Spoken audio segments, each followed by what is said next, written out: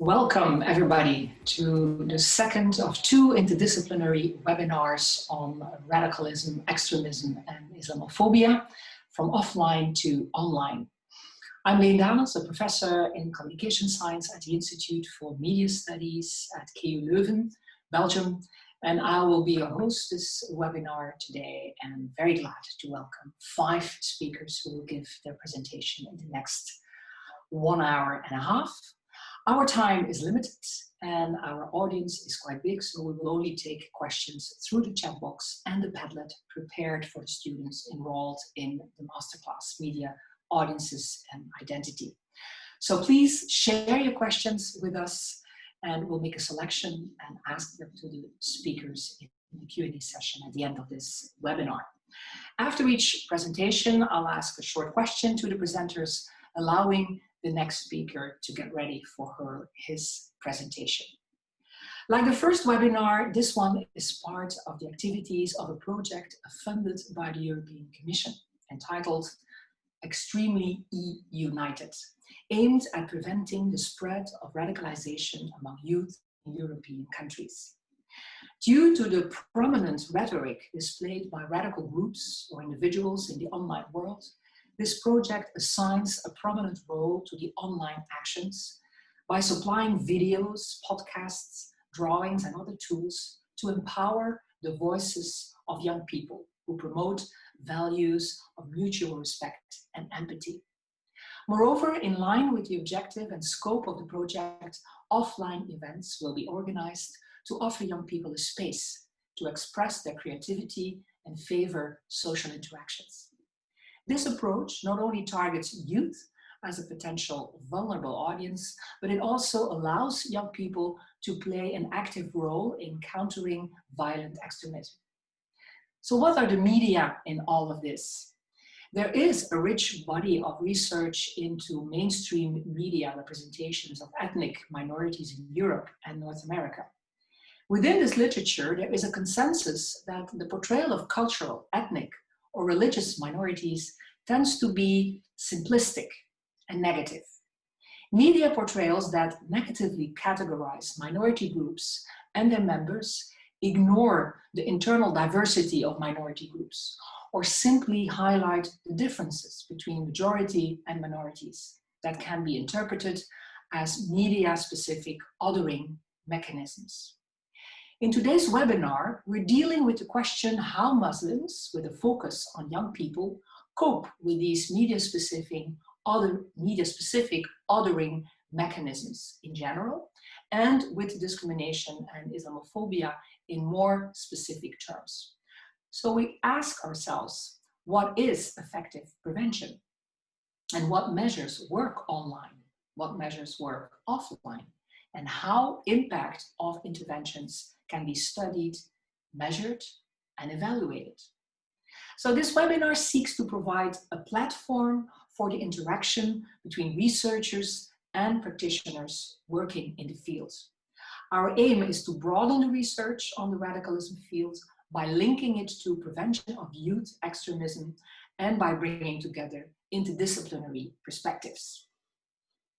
So this was the context, actually, what I was trying to explain, making the difference, and also actually bridging between the first seminar and this one, because this one is linking different perspectives in research to the practice of youth work.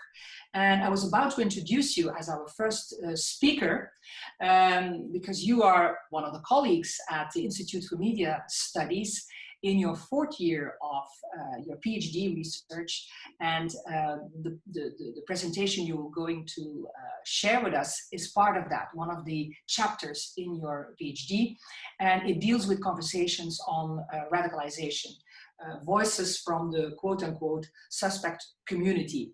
And I also wanted to add that in your research, you try to focus on framing of migration of refugees and radicalization, and trying to come up with alternative framing, alternatives and depolarizing communication strategies on these topics. So Marie, the floor is all yours. So good afternoon. As Professor Dans gave some context just now, I indeed want to continue the conversation that was started yesterday by telling you more about our research, which is based on the framing of radicalization and our conversations we had with the suspect community. So yesterday, our colleague Tom Frissen already started moving the conversation from Islamophobia towards the radicalization conversation, so I'll continue there. I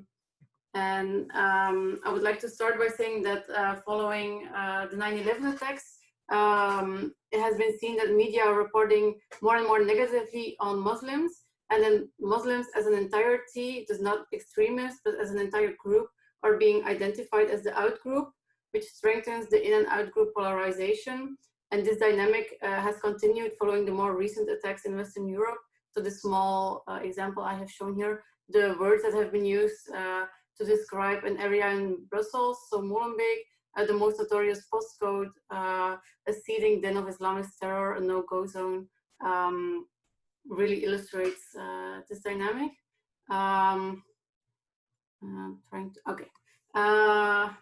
And this security discourse also influences the creation of a suspect community. So a subgroup of the population that is singled out for state attention as being problematic.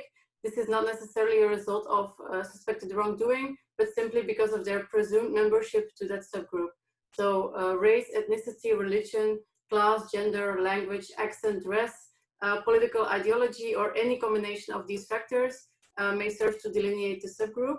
So this means that, for example, a young male, perceived Muslim from Molenbeek talking in an Arabic dialect or Turkish to his friends can be seen as dangerous solely based on these factors and not based on his behavior. So in previous research, we have focused on the way radicalization is framed in the Belgian debate. So that means that we wanted to see what are the different ways that radicalization is being defined in the Belgian public debate. Because as we know in the academic debate, but it's the same in the public debate, there is no consensus on what radicalization is, nor how it should be solved. So if it is indeed seen as a problem that requires a solution. So there are different ways how radicalization can be defined, and with each definition, the suggested solution will also alter. So our previous research mapped all those different frames. And all the result of that research you can find in the listed publication. An example of such perspective on radicalization, a problematizing perspective, is this first one, which is the virus perspective, the virus frame. And the idea behind it is that radicalization is seen as a pandemic, a dangerous spread of ideas, catching on quickly. If you talk to someone who is radicalized, then you can be contaminated as well. So a solution would be that infected persons need to be isolated until they are cured, and we need to find an antidote that works. We didn't only find problematizing frames, so perspectives that see radicalization as a problem, but we also found counter frames, which do not identify radicalization as a problem that needs to be solved. And a problem, example of such counterframe is this one, which is defining radicalization as a phase in life, as puberty. It's a phase that we've all been through. It's where you're experimenting with your identity, a moment where you test extreme ideas, boundaries, how far you can go. So it's not necessary to overreact as society is doing now. So in total, we found 12 different ways to look at radicalization, and there's 12 different ways to solve radicalization as well. And following this research, we posed ourselves the question, how does radicalization debate, so the dominating frames and also the radicalization concept in itself, resonates with the targeted community, so the suspect community I was referring to before. We just wanted to discuss the different frames with the so-called suspect community, learn more about their view on the concept of radicalization and their view on the entire public debate. This is also why we translated the different frames into cartoons, because we developed a method to support these conversations, because radicalization is a it's not the easiest topic to talk about, to bring up, because there's a lot of stigmatizing aspects on it. So we developed this new method to go about it. And then I have two main clusters of conclusions that I want to bring to you today. So in total, we talked to 40 young people, and the first conclusion is that the radicalization debate in Belgium as such is problematized. So the focus on areas such as Molenbeek and the focus on religion, it's very much brought up instantly as having an impact on daily life as well. So it's very much problematized. Media is focusing too much on certain areas. However, we see that in the way that these young people also talk about radicalization, the dominant perspectives on radicalization are also being used. So the problematizing view on radicalization, the process itself, are also problematizing. So there's also so references as a process of manipulation, having the wrong friends, being in the wrong neighborhood are also recurring in these conversations. So the one does not neglect the other. So problematizing the debate does not mean that the topic of, or the concept of radicalization is not problematized. And then the second conclusions are more clustered on the use of the method. We see that the cartoons are a very helpful way to support these conversations on very sensitive topics, because in the cartoons also humor is used, which we have seen as very helpful to stimulate approach between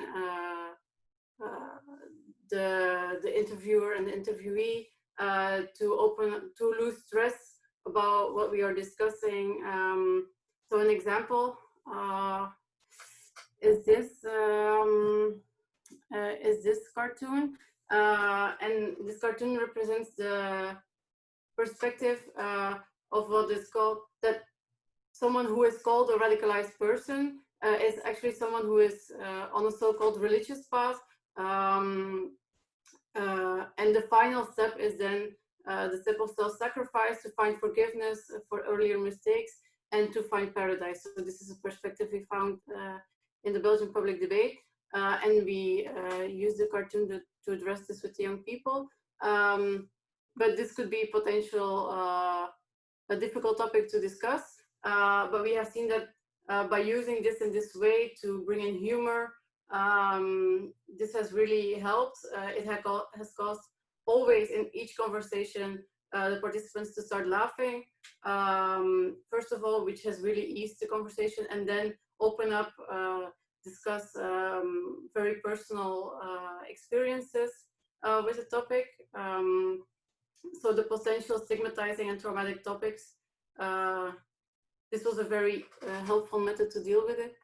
And then lastly, the cartoons present alternative ideas to the dominant perspectives, which made it possible to reflect differently on the concept of radicalization and also open up on personal experiences. So also during this webinar, radicalization is understood in the context of religious radicalization. So there have been notions yesterday also on extreme right radicalization. But this cartoon represents the idea that radicalization can also be understood in a much broader sense. So what we see as someone who is radicalized, maybe this is just someone who is trying to find meaning in life, who wants to be part of a group, a part of something bigger, and then has the label radicalized put on himself, but that is really not fitting for the path that he is on. And in that sense, that we could also see someone who is a vegetarian or who is a hooligan in the same way. So taking radicalization out of these dominant perspectives and opening up the conversations and looking at it from different ways really helps to talk about it and to open up the conversation. So I think this can also help in conversations, for example, with journalists or with everyone working on this topic, because it just helps you get out of the dominant perspectives you have on radicalization, and challenge you to look at it from different perspectives. So these were the main conclusions I wanted to give to you today. Thank you. Thank you, Marie. You had, of course, the luck to have a supervisor who is also a fantastic cartoonist, an artist. Yes. So this is not a given for every PhD student, but it's really nice that you made use of that cartoon elicitation technique to bridge the world, so to speak. But in fact, they were not so different in their meaning, in their understanding of the notion of radicalism than compared to what we find in the literature. Just, okay, they were emphasizing the fact that the differences were emphasized in the media way too much, I imagine. But the definition itself, how different was it?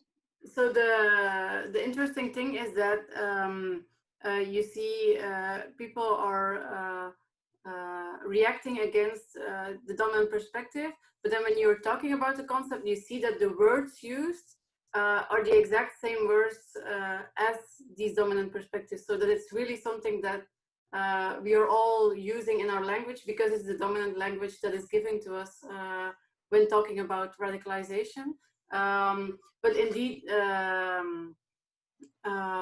it's very much a perspective of manipulation. That's the main idea. Someone who is on a weak point in life, let's say, and then encounters the wrong person, and then is manipulated into doing some things that he would otherwise never have done.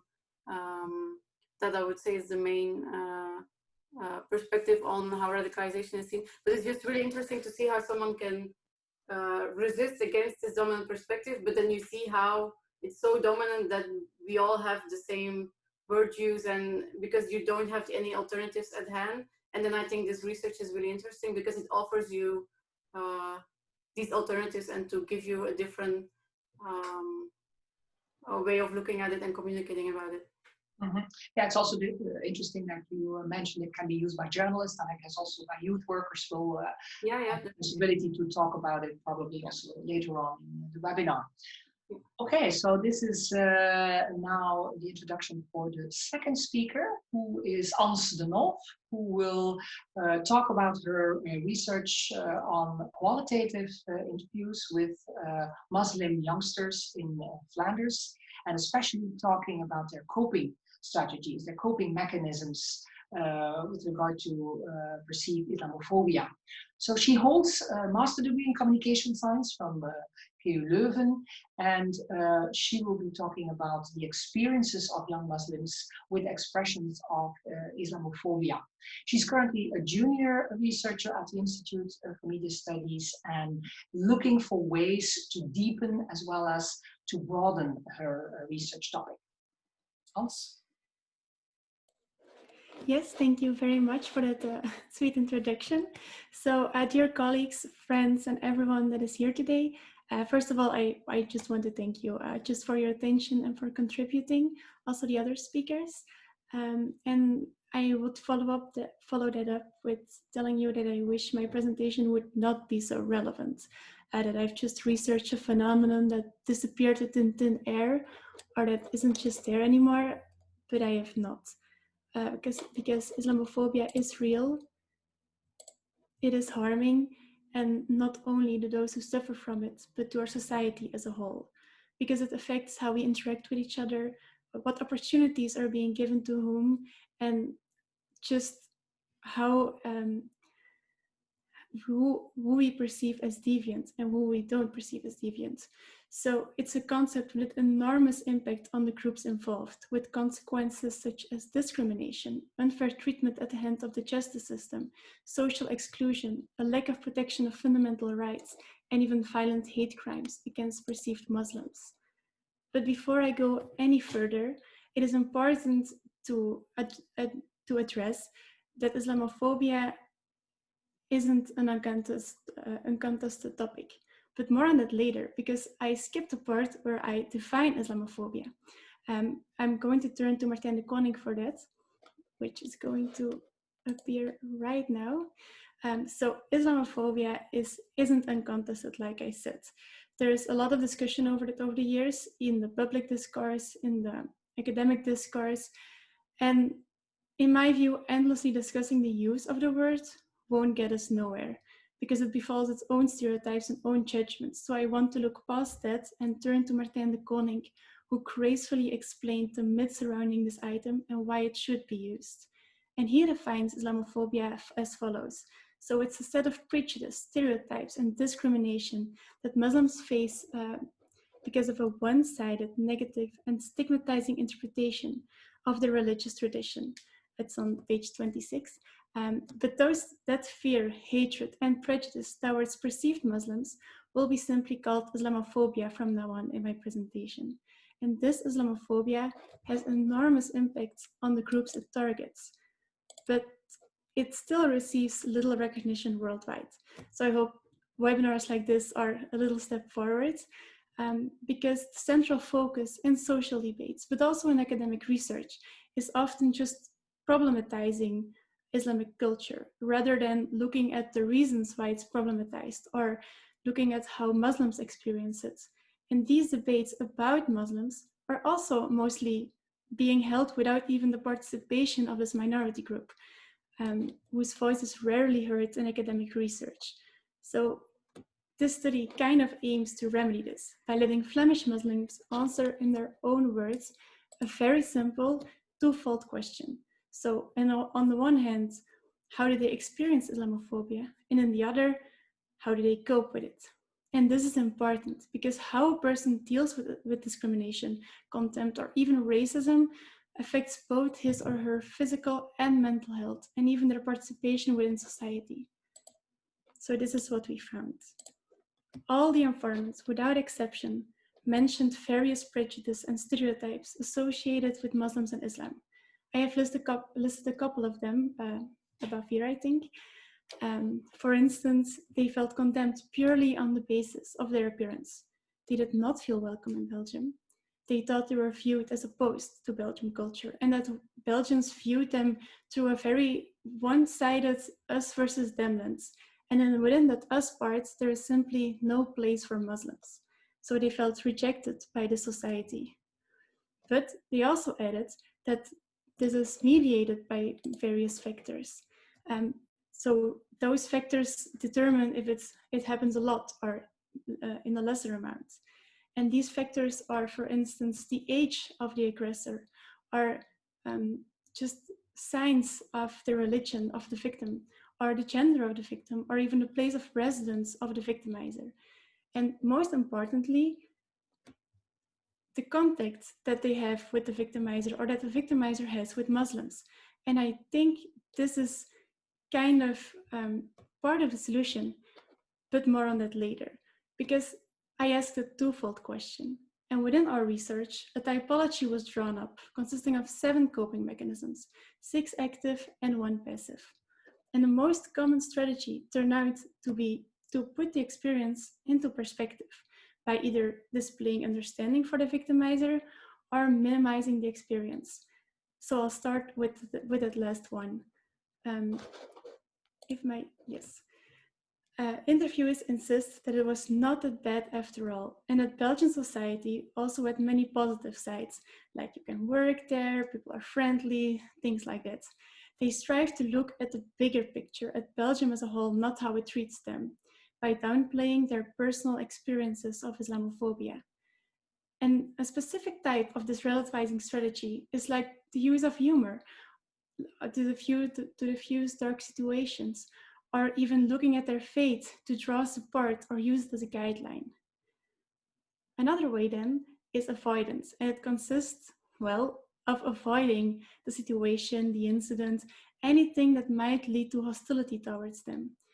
This includes staying away from places, or adapting one's physical appearance, or denying one's religious convictions by making statements about religion that they assume to be in line with the Western values, just to be liked or to be accepted.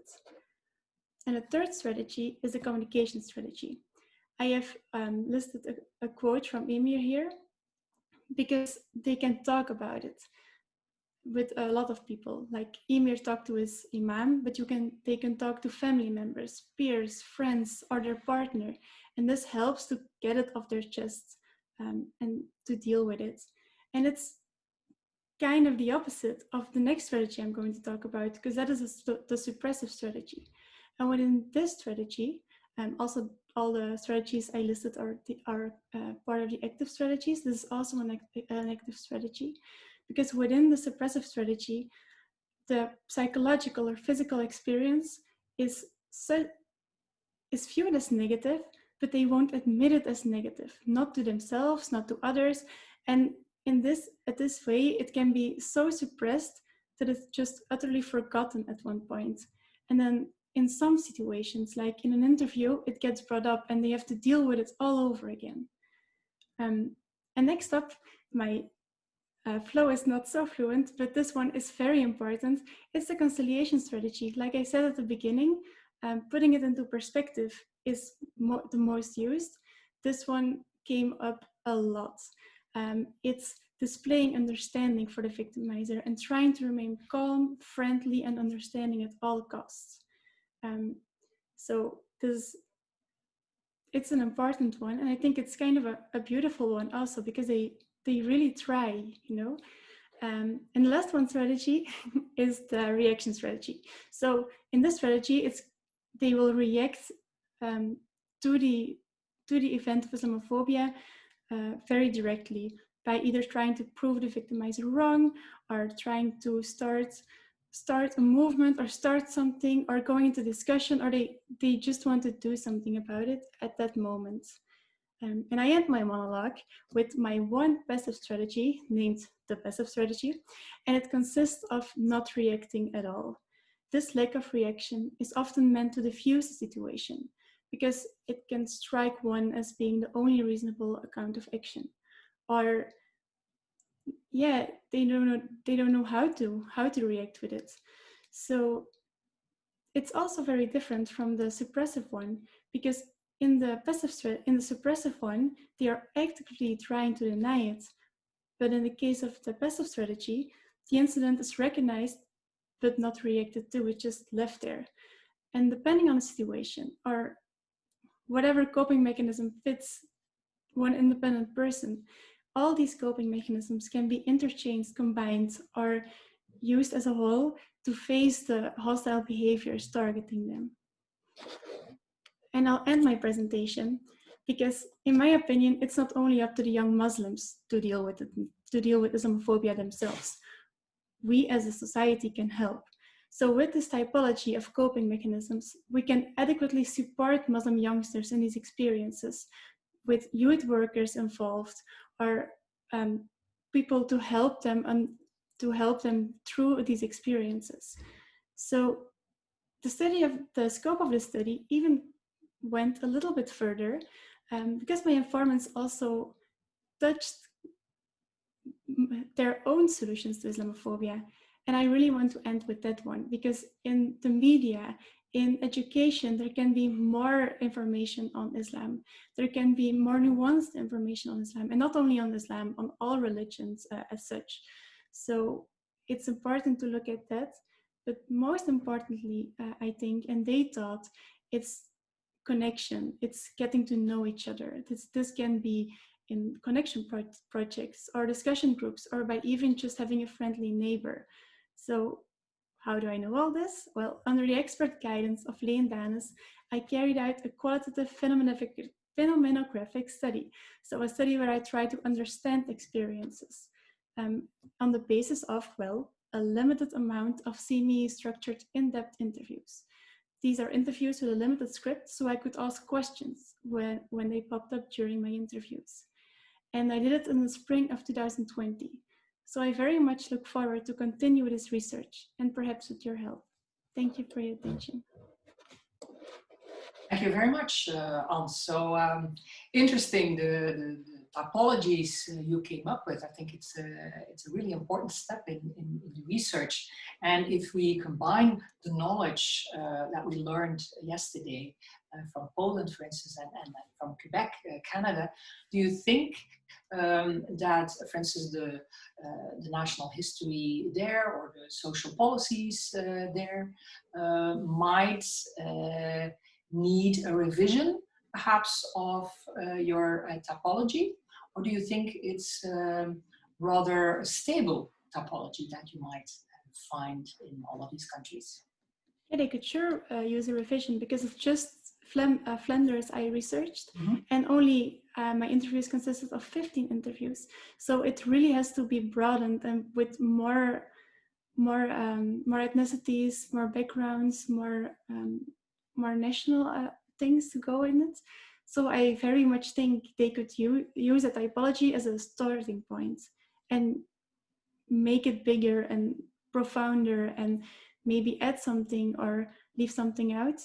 So it's just a start of research, but I really want to go further with it. So I just want to put it out there and look what you guys think.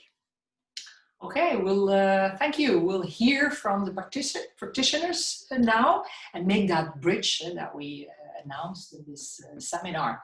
And the first practitioner's experience will come from Anne Trappers, who holds a PhD in social and cultural anthropology from KU Leuven and master degrees in cultures and development studies and literature. And she has carried out herself research on the integration of Romanian immigrants in European capital cities. As a program coordinator at the non-profit organization Le Foyer in Molenbeek, she is responsible for the activities, for the planning of the activities, the reporting on the activities there. And she also conducted herself research on the current migration and integration issues in Brussels. The virtual floor is yours. Hello, everyone. My name is Anne, and as Professor Danens already said, I'm working at Foyer, which is a not-for-profit organization based in Brussels. It aims at promoting the empowerment, integration of vulnerable people of immigrant background, to sum it up. And one of the things we do there is to offer workshops to children and young people, also adults, but mostly young people. And it's one of these workshops that I'm going to talk to you about today. If you're familiar with this subject, I'm probably not going to tell you something new, but I'll give you an example from the field and maybe highlight a few points that seem interesting. So following the 2015-2016 terrorist attacks, Foyer decided to create in its range of workshops also a workshop on the prevention of religious radicalization. And 2 workshops were created that were aimed at preventing religious radicalization. They basically had the same content, but they were aimed at different age groups. There was How Real is the Virtual for younger children, and then Media in Times of Fake News, which was aimed at teenagers. Those workshops take place on site at Foyer in a purpose-built room. And in terms of content, what do people do there? Well, they do activities on manipulating images, exploring themselves how images, photos, films can be manipulated. They learn about conspiracy theories, even come up with their own conspiracy theories. They learn about propaganda. What is propaganda? How does it work? And the methods we use are varied.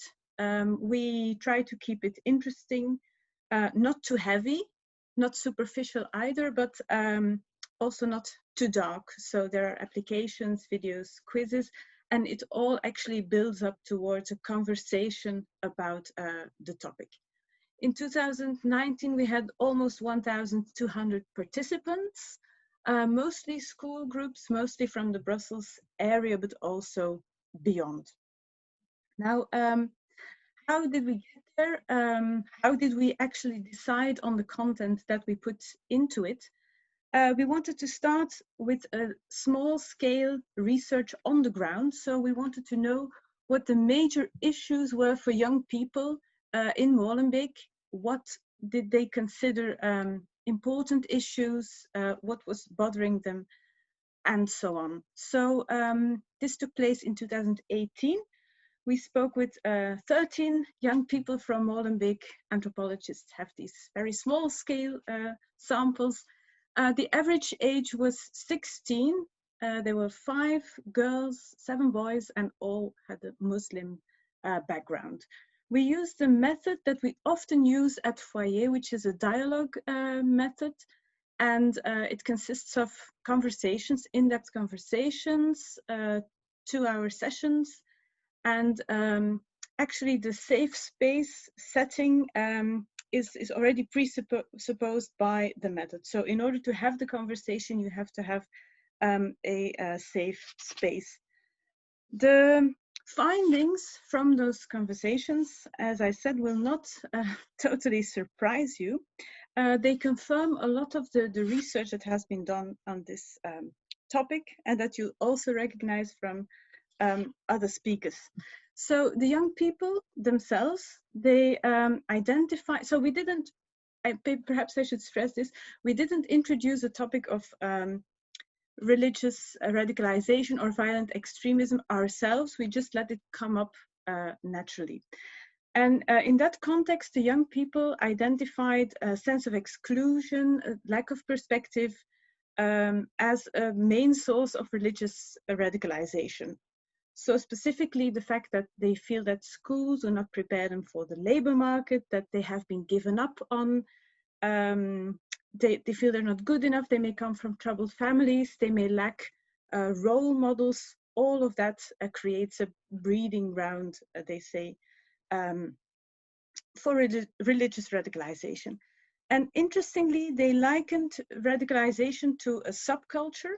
So they say Islamic State was in the years, especially leading up to 2015, 2016, it was suddenly becoming very fashionable. It was in fashion, and in fashion was the term that they used for it. They said it was a hype for a while. So it was, in their view, a lifestyle choice for young people struggling with identity issues, much in the same way that becoming involved with drugs or petty crime could be a way of coping with it. So, of course, even if Islamic State was no longer fashionable in 2018, we can clearly see that the risk of radicalization remains. So it is something that is always out there as a risk, and something that we should be aware of. When they were talking about media, it turned out that so media are very prominent in their lives. They didn't see media as a direct source or a cause of radicalization. They say it's a tool that is being used, but it's not in itself a cause. And they say adolescents have always tried to create their own world in which adults, and especially parents, teachers, are not welcome. So, but it's of course an important tool. Media, also very significantly a source of confusion. We don't trust the media, that's what they often said. And it's difficult to know what is really going on in the world. How can you know? So they were confused about it. And so because of the prominence of media in these young people's lives, and because also of that sense of confusion, we started to think of, well, maybe this could be a focus of the workshops. So we've been running these workshops for a few years now, and they are evaluated periodically. And then the facilitators note that especially the topic on conspiracy theories is often a cause of debate, because very many participants adhere to at least one of those conspiracy theories, and it's something that they are also eager to talk about. it doesn't mean that they are not willing to reflect on it critically. And this is also important to note. There is a certain openness also for debate in the context of these workshops, and especially beliefs that they hold and that are based on very limited evidence, they are willing to question. And that's because of the safety of the space, of course. They are not held accountable, they're not judged for any of the things they say they believe. This is what they value most themselves when they have to evaluate the workshops, where we can finally talk about this subject in a different way, in a different setting, in comparison with, for example, at school. They also feel they are really listened to. And again, this is something that confirms a body of literature out there. What facilitators also notice is what is advocated here, that is a critical approach to media, to verify your information, to check your sources, to question information you get, that this is problematic to some, not all of them, but to some youngsters it is.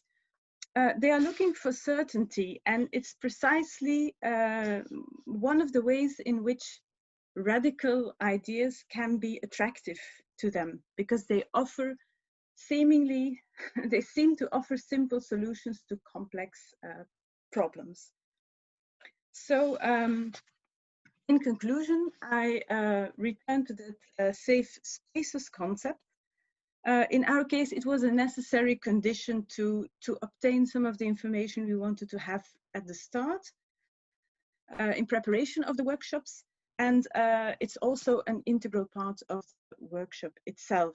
Now, in order to create a safe space, and this is something that also came out of our conversations before the workshops, it's important to know the context and to know who you are creating that safe space for. So what are the conditions that give the participants that feeling of safety? Who should be present? Who should be delivering messages? Who should be asking questions? And so on. But it's equally important to remember that those spaces should be open spaces in which young people can express their identity. For instance, what was very striking both in our preliminary research and in the workshops is that the young people do not really like to be approached purely as Muslim youth. They themselves really project an urban identity. So they are urban youth. This is something that they share also with others. And even if they are proud of their Muslim identity, they don't see it as something that defines them, or their identity is not limited to that. So summing up, young people can begin to look critically at their own beliefs in the context of such a workshop. It's often an opening, it's a start. It's very often all you can do in the space of one workshop if it's limited. If you want a stronger impact, and a follow-up at school or at the youth club is necessary, of course, or you would have to do a series of workshops with the same group on the same topic, because time is also an important factor if you want to people to start reflecting and to really change their mind on certain subjects. But so it's often a start, and the safe space is precondition for such a start. So that's basically all I wanted to tell you. There would be much more to say, but our time is limited. So thank you for your attention, and if you have questions, I'm willing to answer them. Thank you very much, Anne. Yes, please, if you have questions, put them on the chat box or on the Padlet, and we'll certainly bring them up at the end of this seminar. Anna had a question about the group. You were saying Muslim youth, they don't refer to themselves as Muslim per se, but as urban youth. I wondered, do you have homogeneous groups, or are they heterogeneous in the sense that maybe they know each other already before coming to the foyer from the class or the school they share? How do you deal with homogeneity or heterogeneity of the group? In the case of the preparatory dialogue sessions that we had, some of the young people knew each other, others didn't. But they could relate to each other because they had a similar urban identity, as I said. So that was kind of the overarching identity. That was what they had in common. The people who come to the workshops, they usually know each other because they are from the same class or from the same youth group. So they know each other. So the heterogeneity that is there has already been worked with. We see a lot of different profiles. So the dialogue sessions were with Muslim youth, but in the workshops we also have many non-Muslim youth. It generally works well. So it also adds to the questions that come up. It makes it more interesting. Yes, absolutely. Yeah, thank you. Fascinating. So if you have questions, please do not hesitate. The next speaker I will introduce while he's perhaps preparing the slides is Janab Aydin, who is a sociologist of religion and an expert on interreligious relations. And today he will discuss the formation of interreligious communities in Europe during the COVID-19 crisis, with a focus on the involvement of Muslims in these communities. Janab is currently the director of the Tevere Institute, a center for intercultural studies in Rome, and the deputy secretary general of the Jacques Maritain International Institute, also in Rome. He graduated in political science and sociology at University of Bogazici in Istanbul, and he studied Catholic theology and interreligious dialogue at the Pontifical Gregorian University, ecclesiastical and constitutional law at Lumsa University in Rome, and sociology of religion at the Pontifical Angelicum University in Rome. I suspect Janab is in Rome now, from where he's talking to us as a lecturer at the Master of Cultural and Religious Mediation at the Faculty of Philosophy at the Salesian Pontifical University of Rome. It's a mouthful. Rome is crucial, and interreligious dialogue is another crucial aspect. Janab, the floor is yours.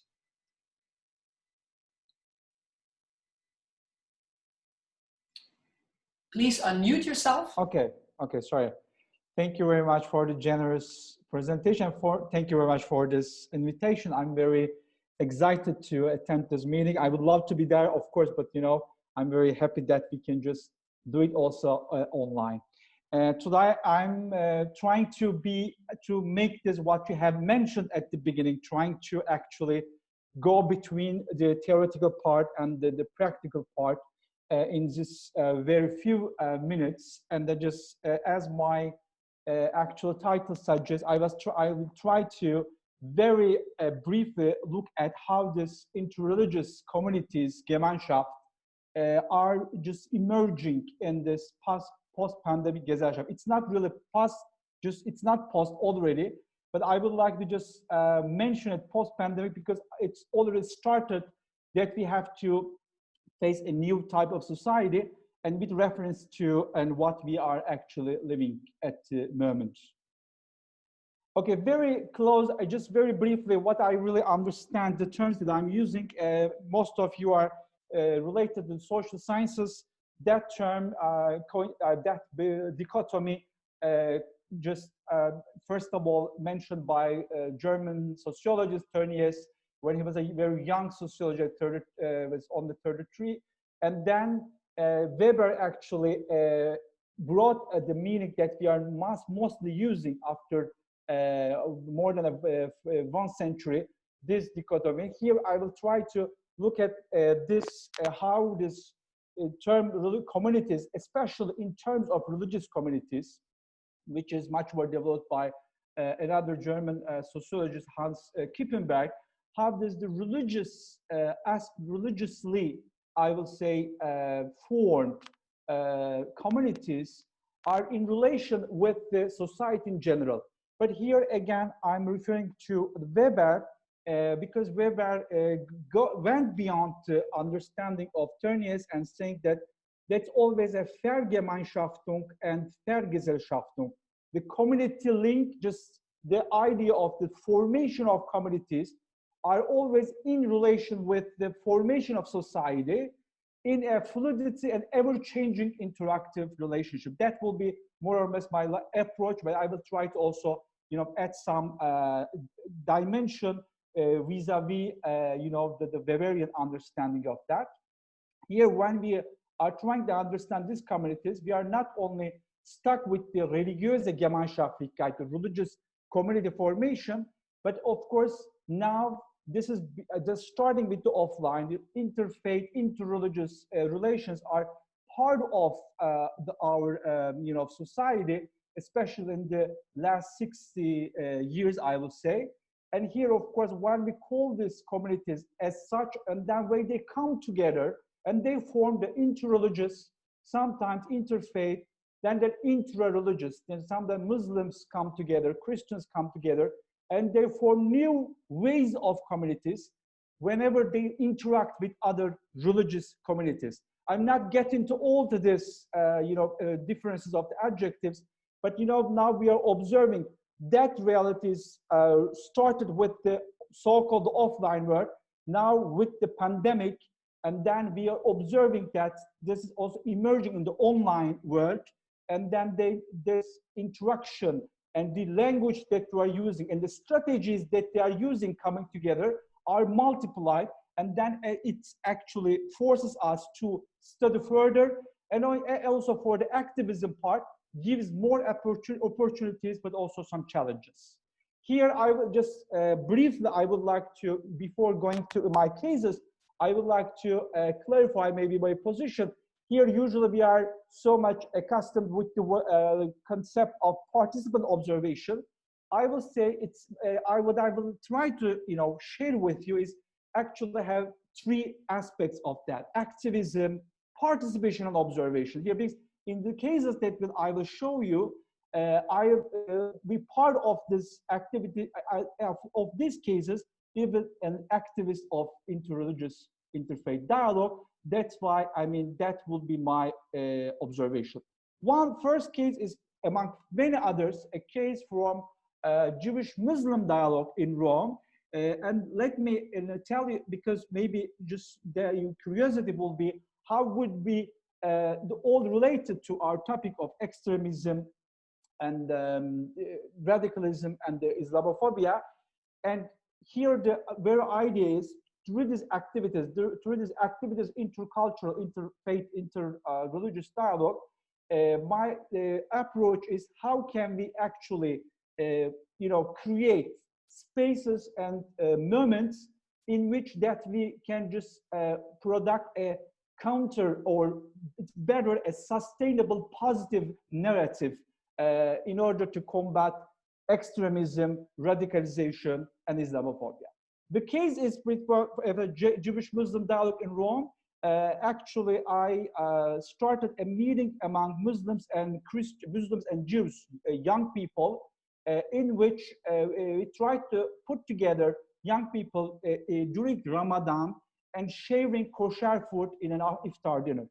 In Jewish-Muslim dialogue, there are opportunity challenges for our topic, because on the one hand, as you know, especially Jews and Muslims who live in Europe and elsewhere, most of the time are so much conditioned by the Middle Eastern political questions, and most of the time they could not really find ways to dialogue each other and to create a new approach to extremism and the radicalization and Islamophobia related to anti-Semitism. Because most of the time Jews and Muslims find themselves in some Western contexts attacked by the more or less the same political powers. In this case, we observe lots of asymmetric convergences between anti-Semitism and Islamophobia, and that's why during this meetings, during this dialogues, Muslim and Jewish young people could also understand, directly what they actually experience. And here another aspect is religious communities and secular state, the formation of religious communities as religiöse Gesellschaft is always related to secular state, and that's the interactive and ongoing relation, because the very position of the secular state, as we put it, the secular also Gesellschaft, society at large, have been interacting with religious communities and changing this change in the approach of the secular state towards religious communities, change also the the identity of these communities. And in these meetings, we had to observe how Jews and Muslims sharing their experiences from past today. Another example from Germany, I just limited myself with Germany and Italy. There are several examples from Spain and UK. There is an interesting project, House of Fun. I'm as a also activist. I'm their project ambassador in Rome, in Italy. That's a project that I'm closely observing. And that idea is creating a holy space for true religions in which Muslims, Christians, and Jews pray together, based in Berlin, but reaching out to the world. That's another aspect of being a religious community. Just usually we are stuck with the idea of very local, having idea of Gemeinschaft is local, Gesellschaft is larger, but here in these cases you see that the transnational identity of religious communities take them to another aspect. In the case of the interreligious Gesellschaft, interreligious communities, we see this reaching out, have different faces, how to, in terms of how to transform some ideas, negative ideas, prejudices into a positive law. In this case of House of One, prayer is a distinguished but not separated common response to extremism, radicalism, and Islamophobia, in which the three religions help each other, to how to respond, to the social problems in terms of praying together and putting this prayer into the public sphere, so that maybe also non-religious part of the society could, give a value to this collaboration. And here, last, I'm just skipping that. This is a little bit more theoretical. The last thing, as a questions, as conclusion, I would like to pose: how are the interreligious communities perceived by the followers of the participant religions in order to, measure their success for the larger communities? Could they actually transform their approach towards the problematic areas? How can we revise our methods and approaches to understand better the development of interreligious communities with the help of digital sociology? And the third question is, how do the interreligious narrative and the political agendas of nation states interact with each other in terms of combating extremism? Thank you very much for your attention. Thank you very much, Janab, for this presentation. I was wondering, so you were presenting the case House of One, so this is a safe space, if I compare it to what Anne was talking about before you. You are eating together, you are praying together, and you're also reading texts together, I imagine, because we're talking about narratives. So are you also trying to work towards consensus building, or is the goal understanding and respect for each other's ideologies?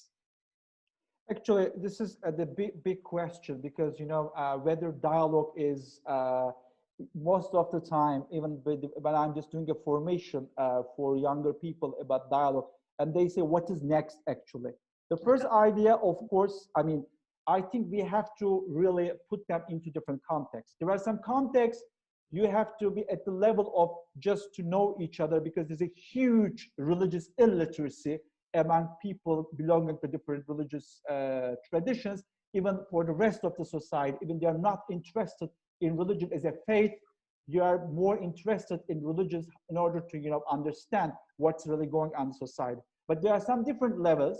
On these different levels, I would say maybe more advanced levels, of course, there are more proposals how to interact with each other on the common platform, common basis of the human rights, democracy, and the constitutional basic rights and freedoms, so that they can how can they actually make some concrete proposals to find solutions of the social problems. Okay, thank you. So questions are welcome on our chat box and also on the Padlet. For the time being, I'm going to present our fifth and last speaker of today, and he will take us to Belgium again, to the city of Mechelen, and the development of an evidence-based and evidence-inspired model. And our speaker is Alexander van Leuven, who is a social worker and an anthropologist working on a PhD in media anthropology. His current research concerns emic perspectives on youth alienation expressed through communication, both interpersonal and mediated communication. The project he's working on is a collaboration between the city of Mechelen and the University of Leuven, and it is intended to inspire both evaluation methods and also to improve local countering or preventing of violent extremism policies in Belgium and also in the neighboring countries, because the project is funded by European Commission's Interreligious program. Alexander, the floor is yours. Thank you, Lynn, and welcome, colleagues, and also the caseworkers who took some time from Antwerp and Mechelen and supralocal entities to follow this seminar, because it is really important that we manage to do research that actually means something for you in the field. So, and that of course takes time. I'm gonna talk mostly about how research can be, how we can do valorization of the research that we do. So I can't really go really in depth of the research that I've been doing, but it's mostly been participant observation ethnography in Brussels, with co-supervision of Foyer back in around from 2009 to 2012, and then in Mechelen for developing a Mechelen model on de-radicalization, which we didn't do, and I will explain to you why. I'm going to take you through some stages of research, conceptualization, problematization, theorizing, and valorization, to see to what aspects and how I make sure there can be some valorization in the end. And this firstly starts with the concept and the problem that we are looking. Radicalization draws the interest of terrorism studies, but some of these great terrorism scholars have already asked us to deal with it elsewhere, and especially from a preventative focus, which is that of the cities that have these local coordinators, as I have been in Mechelen for 7 years. It's really important to have the right concept and the right problem. Sometimes for policymakers, this is very semantic, and I would, well, it is, but that's not a negative thing or a pragmatic thing. It's a real issue. And if you look at this drawing of this woman, you can see an old woman and a young lady in this picture. And you could say, yeah, that's funny, but what does it really mean? Well, there's a big difference, because if there's if this lady is on a tram, for instance, and it's a young lady, then you might flirt with her, but it's an elder lady, you might consider that inappropriate. And the other way around, if it's an elder lady, you might give up your seat for her, which could be really, really important. So this also goes for radicalization, which is a concept that is used a lot in Belgian policies. And we need to make sure we have a constructive conceptualization of radicalization. And mostly in Belgium, we have this static understanding of what is radicalization. We see that seemingly youngsters turn to extremism in a very short time. And seemingly this is done because of some ideology. And of course, that is a legitimate observation, but in order for a prevention service to really deal with it, this isn't really constructive. You need to intervene early. You want to prevent radicalization, prevent, to a certain extent, prevent violent extremism. And therefore, you should more look at a process, and it is a process. Even if you consider just the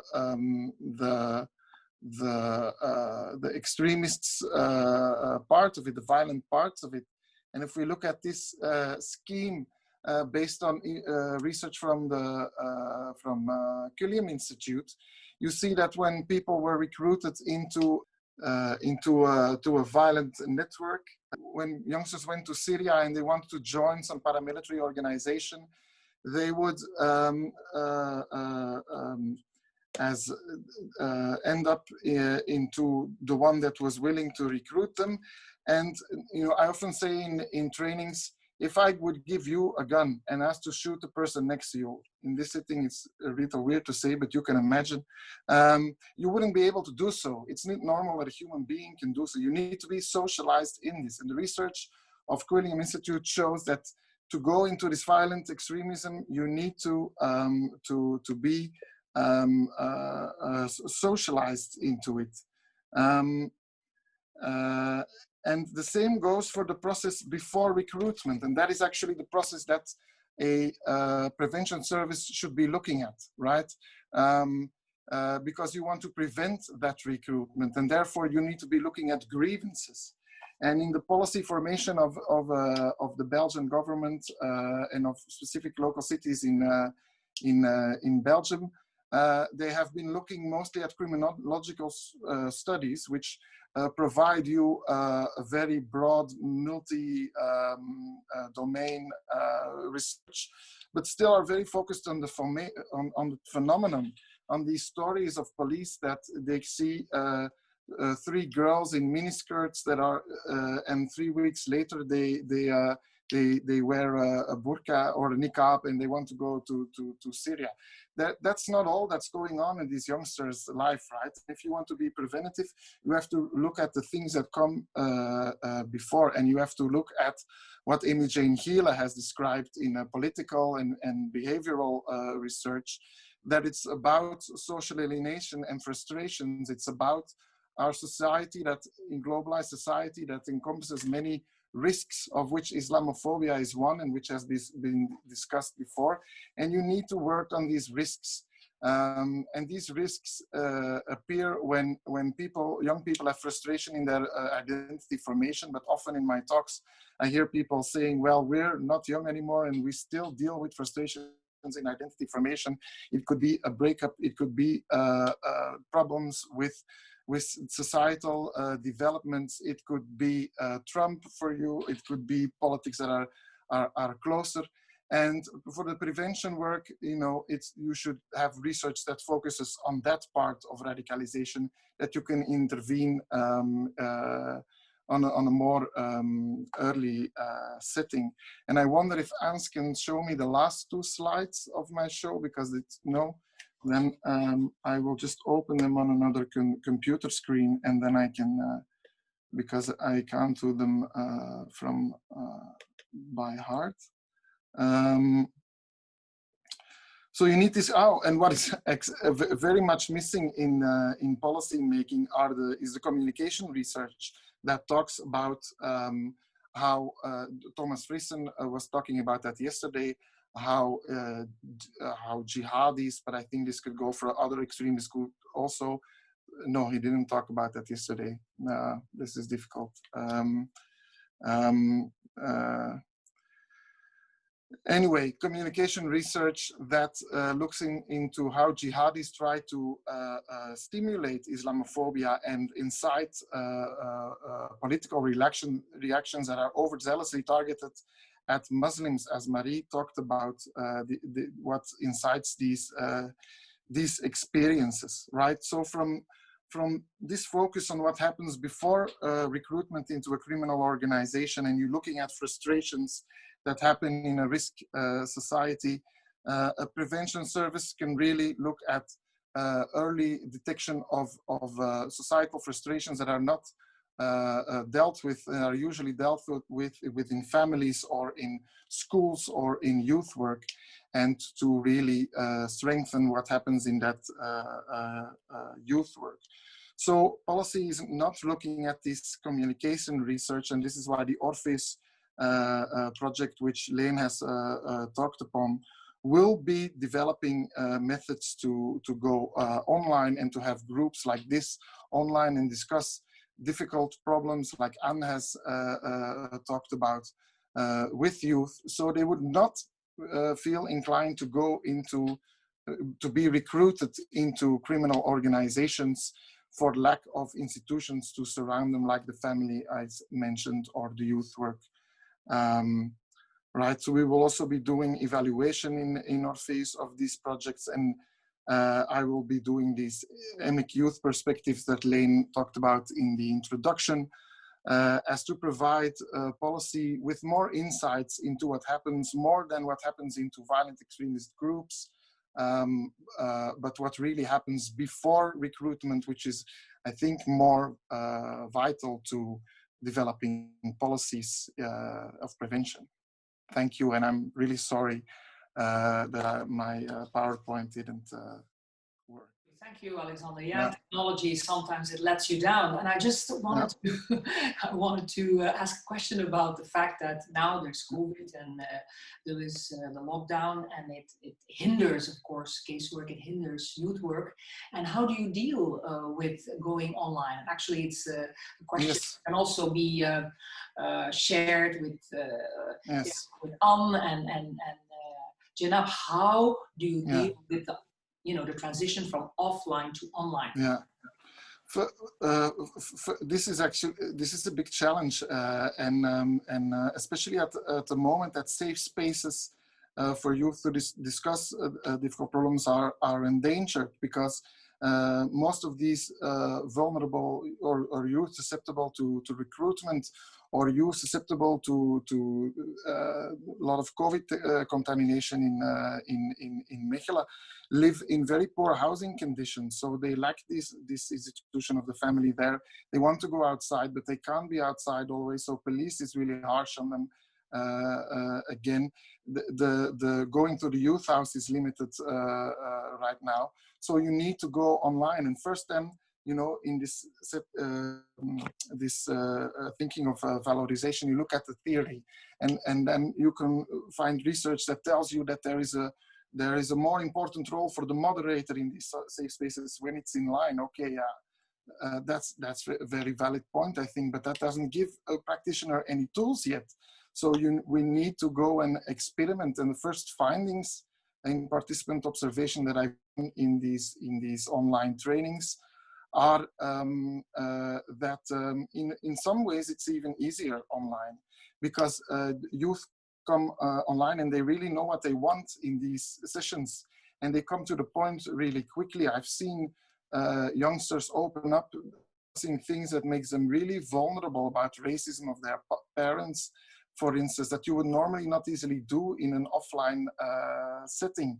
Also, because the recruitment for these safe spaces online is done in a broader sense, you see that the social mix is bigger, and that you have ethnic diversity, gender diversity. So there are some benefits that we're trying to build on, and I think that's also very, very important to the policy making, that you look at the strengths that you have, as we have done in Mechelen when I was a local coordinator, and also now when we have to go online, you look at the strengths that the online work has. Yeah. Mm-hmm. Or Jenna, could you perhaps also comment on your experience with the online world? Yes. Well, sorry. Sorry. Please. No. First ladies, please. Thank you. Well, I'll be very brief. We have just, we've also started going online and offering, for instance, parts of the workshop online, but it's new.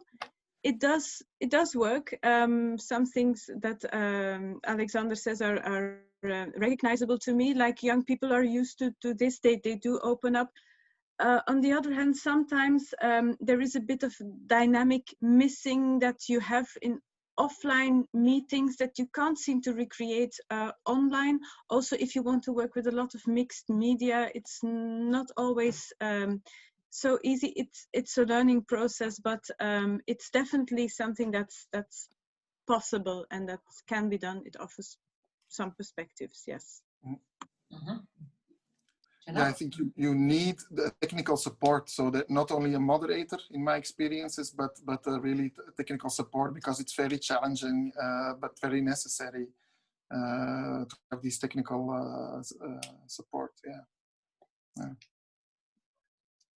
Well, yeah, this online actual meetings, I mean, they have some advantages, like just, I mean, you can reach out to people that they could not be part of these meetings. In my case, I can just give the example, another project that we're applying, the scriptural reasoning.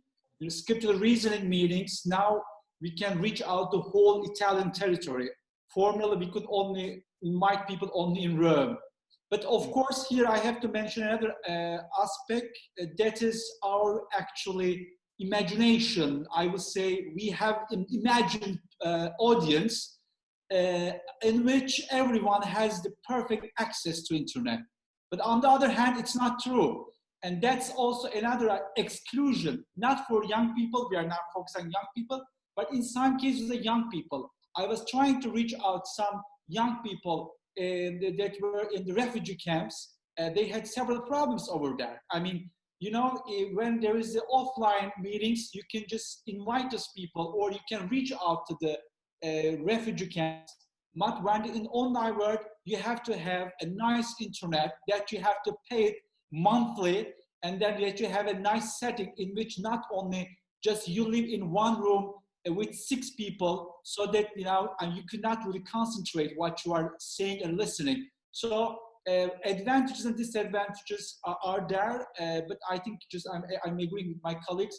We have to analyze, you know, this, you know, thoroughly, just to understand what will be the future of these meetings. Mm-hmm.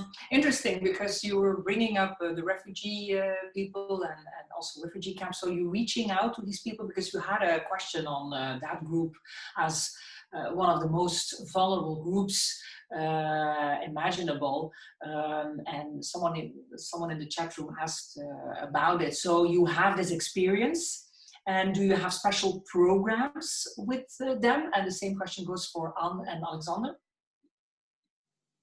Well, I had some experiences. I tried to involve people who are living in the refugee camps, especially not only, I mean, as you know, young people from the Muslim communities, but in order to understand what does it really mean to live one's own faith in such a setting. Because again, it's not only just interacting with other people in interfaith whatever meetings, but then they can just give you another sense of, because again, our definitions, you know, religion or somebody has a faith, but then in the practice, it's completely different experience that you live your faith at your home, in your church, in your mosque, than you live it in a refugee camp. I mean, there are lots of challenges, and that was actually very eye-opening for the people who are actually participating from their home in these meetings, and they could just having more empathy, and then that could also relate to the comment, that could also make the people closer to the reality, what's really going on. Just not, oh, why those refugees are so I'm easily manipulated, whatever. No, but they can raise an awareness of these people. Mm-hmm. And Alexander, you want to add something? Well, the city of Mechelen has done some extra efforts toward refugees in the past years, accommodating more refugees than standard, which was necessary and mandated by the national government. But they took it wholeheartedly, but we haven't been engaging with them online, I must admit, or the city hasn't been doing that. But what is interesting in the interaction with these groups is that time and again, normal people like civilians and professionals are a little bit scared of interacting with them. So we get referrals with the stupidest things that they, at weird hours, refugees would be blocking some parts of the streets or squares, and then we would ask, did you ever ask them to move aside or to stand somewhere else? And then the professionals said, well, oh no, we haven't. Well, let's try that. So there is a bit of, if I can use this experimental term that Marie once used, a stranger danger feeling around that. Yeah, but we haven't taken it online because these talks with professionals about just addressing them, I think, have been really effective in prevention terms. Yeah. Mm-hmm. On meanwhile answered already online. Yeah, because the situation in Molenbeek, I guess, as one of the first entry points in Belgium, is quite specific and different from Mechelen. But online is not, the preferred mode of interaction. Online has its difficulties. Offline, face-to-face is more, appropriate. I have a few questions here on the platform for Ans, actually, about the coping mechanisms that you named, the typology. And one of the questions was, which one of the coping mechanisms was helping these people the most? And then another one referred to, is it possible to generalize the coping mechanisms to other groups, like to LGTB communities? What do you think of these two questions, your reaction? Yeah, the first part of my answer is quite the same because I didn't research that. But if I have to make a founded guess, I would say that the coping mechanism that help the most isn't the right question to ask because it's so different for each person. It's a way of coping with it, and there are coping mechanisms that have more positive outcomes. Like if you still try to remain friendly at all times, you meet someone who is really harmful to you, and you keep being polite, then maybe it clicks with the other person. You know, he will be like, oh, maybe they're not that bad, and he will adjust himself. But that's a guess, and I think in that way, these are the best coping mechanisms, but it's so person specific that you can't really talk about helping or just be picking what's best based on my research. And regarding to the LGBTQ community, LGBTQ plus community, or other minority communities, I found that my research a little bit in literature upon minority groups. So yes, they can be helpful, but it still is so specific that if I want to make a claim about another minority group, I have to research it, or I at least have to bring other research into my answer right now, which I don't have at this moment. But I think they're very good questions, and they should be, and my research can be used to answer those. It just needs to be broadened first. Mm-hmm. Indeed. Maybe I could also bring up the cartoon issue that was presented as our first presentation, and it was used as a cartoon elicitation method to bring out and facilitate the conversation and the dialogue. But I can imagine also that showing cartoons, as we all know, with Samuel Paty and what happened in Paris, may be much more tricky. And actually, I came across an article this morning in the newspaper in the Netherlands where there was this commemoration day for Samuel Paty in a Catholic college in Rotterdam. And this was a teacher who had clearly a philosophical slant. He had his classroom with lots of pictures of, for instance, spiritual leaders, spiritual teachers like Krishnamurti, or a spiritual teacher, or a Pakistani woman, for instance, the activist Malala, but also Anne Frank was there, Socrates was there, so lots of images. And among these images, there was a cartoon drawn by Joep Bertrams. And Joep Bertrams got a prize in 2015 as one of the best cartoonists in the Netherlands. And what it showed was a decapitated man in a Charlie Hebdo shirt who sticks his tongue out to the jihadist who just decapitated him. And this cartoon was hanging in his class for 5 years already. And last Monday, Muslim girls came into his class and wanted the cartoon to disappear. Because they said that the teacher was guilty of blasphemy. So other teachers came in and there was a lively discussion, but the end was that the cartoon was taken off.